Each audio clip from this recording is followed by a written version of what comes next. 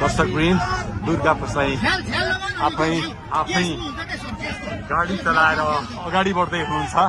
निकै नै अप्रिय अवस्था देख्न सक्छौं हामी। यहाँ प्रहरीले अश्रु ग्यास चलाएको छ।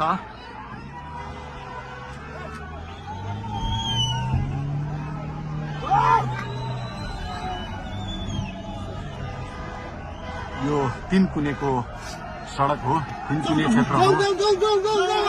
उहाँ आफै आफै गाडी चलाउँदै अगाडि बढिराख्नु भएको छ। हामी दुर्गा प्रसादसँगै अगाडि बढिरहेका छौँ। यहाँ निकै ठुलो मात्रामा युवाहरूको उपस्थिति देख्न सकिन्छ।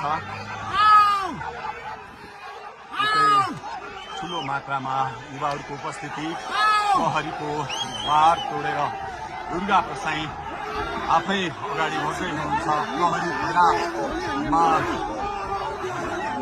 प्रहरीलाई गाडीले पेलेर दुर्गा प्रसाई अगाडि बढ्दै हुनुहुन्छ।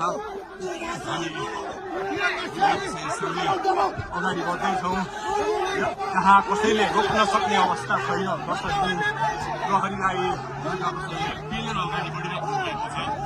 प्रहरी गाडीको चाबी खोज्न लागि परेको छ र दुर्गा प्रसाईले प्रहरीको एक लेयर तोडिसक्नु भएको छ र अब अगाडि सशस्त्र प्रहरीको टोली रहेको छ।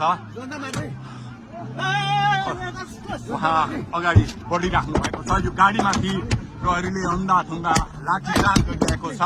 तपाईँ देख्न सक्नुहुन्छ दुर्गा प्रसाईको गाडीलाई प्रहरीले रोकिराखेको अवस्था। उहाँले यो प्रहरीका सम्पूर्ण सुरक्षा घेरा तोडेर दुर्गा प्रसाई अगाडि बढ्नु भएको छ र यति बेला तीनकुनेको यो पुलबाट अगाडि बढिसकेको छ। यो दृश्य अगाडिपट्टि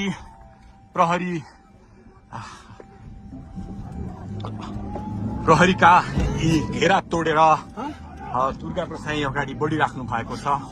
हामी दृश्य देख्न सक्छौं।